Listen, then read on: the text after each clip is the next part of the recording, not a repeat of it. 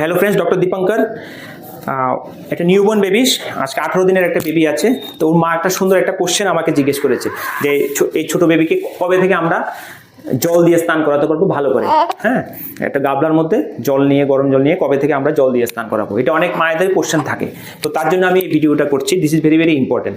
তো আমরা নর্মালি বলি প্রথম দিকে যাতে স্নান যাতে জল ঢেলে যাতে স্নান কখনো যাতে না করানো হয়। কারণ কেন, এই যে বাচ্চাদের স্কিন কিন্তু টেম্পারেচার রেগুলেট করতে সাহায্য করে, মানে শরীরের তাপমাত্রা নিয়ন্ত্রণ করতে, বাচ্চাকে হাইপোথার্মিয়ার থেকে রক্ষা করতে সাহায্য করে, মানে টেম্পারেচার কমে যাওয়ার থেকে সাহায্য করে।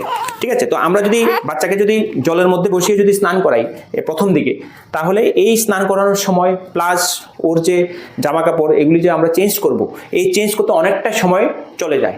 তো সেই ক্ষেত্রে বাচ্চা তাড়াতাড়ি ঠান্ডা হয়ে যেতে পারে, যেটাকে আমরা বলি হাইপোথার্মিয়া।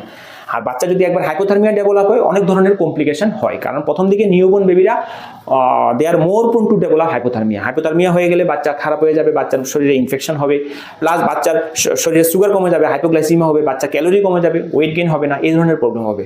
তাই এটাকে অ্যাভয়েড করার জন্য আমরা বলি স্নানটা ডিলে করাবেন। তার আগে আপনারা কি করতে পারেন, যখন নাভিটা খুলে পড়ে যায়, নাভিটা যখন আম্বিলিকাস স্টাম্পটা যখন পড়ে যায়, মোটামুটি এটা 7 থেকে 10 দিনের মধ্যে হয়। তারপরে আপনারা প্রত্যেক সপ্তাহে 1 দিন বা 2 দিন হালকা কুমকুম গরম জল একটা পাতলা কাপড় দিয়ে জাস্ট একটু মুছে নেবেন। বাট জল দিয়ে ঢেলে যে স্নান সেটা নয়।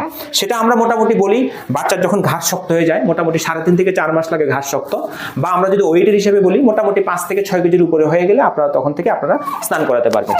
বাট তার আগে আপনারা স্নান কখনোই করাবেন না। ঠিক আছে, তো এই ভিডিওটা আপনাদের ভালো লাগলে কাইন্ডলি আপনাদের নতুন প্যারেন্টসের সাথে এটা কাইন্ডলি শেয়ার করবেন, আর আমার পেজটাকে ফলো করে রাখবেন। ওকে, সরি, বাই বাই। ঠিক আছে।